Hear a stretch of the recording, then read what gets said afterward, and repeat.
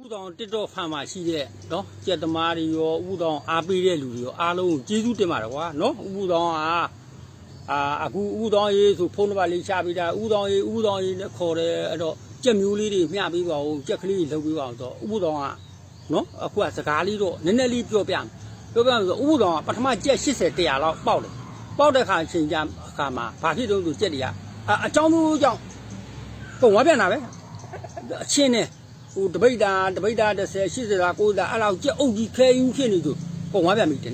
နောက်ဒုတိယအကြိမ်ဒါကတော့တစ်ခုကြောင့်နောက်ဒုတိယအကြိမ်ကြက်ထပ်မိုးရဲ့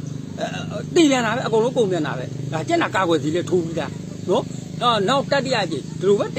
120လောက်ရှိတယ်နော်လမ်းလေးကြီးဖောက်ထားတာနော်အကြောင်းမျိုးကြောင့်ကြက်နာဝင်တာဟိုလူဒီလူရောခြေထောက်နာတာမျက်လုံးကန်းတာအလိုဖြစ်ပြီးတည်တာအခုတခါဒီချိန်တော့နောက်ဆုံးအနေနဲ့မွေးကြည့်ဦးမယ်ဆိုရင်အခုကြက်110လောက်ရှိတယ်110လောက်ရှိရအကောင်ကြီးအကြီးကြီးဖြစ်နေပြီတပင်လိုက်ကြီးခြံထဲမှာတပင်လိုက်ကြီးနော်တေချာမျိုးတွေတန့်စင်ပြီးမှတေချာပေါက်ထားတဲ့ကြက်တွေအခုနော်ဒီရေဘေးကြောင့်အခုပထမတစ်ကျုပ်မျောတယ်အစိတ်လောက်မျောတယ်ဒုတိယရေကြီးတယ်အစိတ်လောက်မျောတယ်အခုတတိယအရေကြီးရ60လောက်မျောတယ်အဲ့တော့ဟိုကရွှေဒီကရွှေကြက်တွေလည်းရှိတယ်အဲ့တော့ဒီမှာ340လောက်ကျန်နေအဲ့340လောက်ကျန်နေတဲ့ကြက်တွေကလည်းအကုန်လုံးအောက်အရှိနဲ့ဖြူရော်နဲ့အဆွေးနဲ့အမိနဲ့အလိန်နဲ့အကျိုးနဲ့အပဲ့နဲ့အကန်းနဲ့ဓာရီပဲကြည့်ရောအဲ့တော့ဥပဒေမနို့တခါပြောတာကြီးအဲ့တော့ကြက်ကြမ်းစူးတယ်ဆိုတာ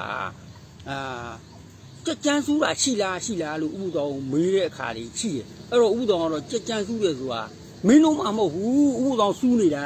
နော်ကြက်ကြမ်းစူးတဲ့လူသားတယောက်ဥပဒေပြစ်နေဘာဖြစ်လို့ဆိုတော့ကြက်၄ကဖောက်ခဲ့တဲ့ကြက်ပေါင်းကိုမရည်တွက်နိုင်ဘူးအမျိုးအဖုံဖုံတူတိုင်းတူဖြစ်ပြပြီးသေးကုန်တာနော်အကောင်ကြီးကြီးမှကျွေးထားမွေးထားတယ်ဆေးဝါးဘူးတွေအစာဘူးတွေကုန်ပြီးတော့နော်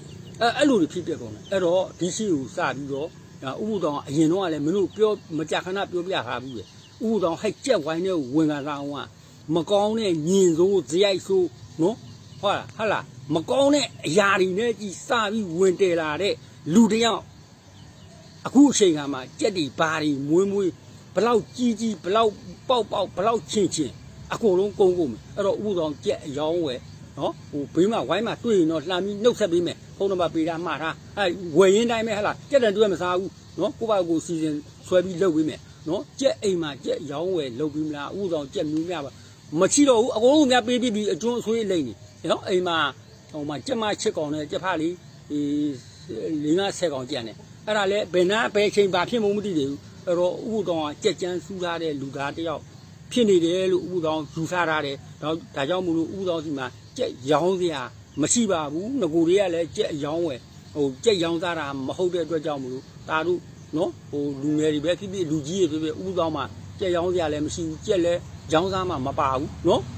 အဲ့တော့ဥပဒေမှာကြက်မရှိတော့ပါဘူးလို့နော်ချစ်သမျှကြက်လည်းအကုန်ပေးလိုက်ပါပြီလို့နောက်လည်းကြက်မမွေးတော့ဘူးဟဲ့လားမွေးခဲ့လို့တစ်ကောင်နှစ်ကောင်မွေးတဲ့ဟိုအမတစ်ကောင်နှစ်ကောင်မွေးပြီးရှင်တဲ့ဟာရှင်လောက်ပဲထားလှည့်မကြည့်တော့ဘူးဟဲ့လားနော်စိတ်ထဲမှာမပါတော့ဘူးကျတော့ဥပုသောကကြက်ကြမ်းစူးလူသားတယောက်ဖြစ်နေပါတယ်လို့ဥပုသောတော့အဲ့လိုတော့ယူဆလိုက်တာပဲနော်ဒါ၄ကျိန်ရှိသွားပြီရှိသမျှကြက်လည်းအကုန်ကုန်သွားပြီအဲ့တော့ကြက်နဲ့ပတ်သက်လို့ဥပုသောရှိမှကြက်ရောင်းပြရှိလားဆိုရင်မချိပါဘူးလို့နော်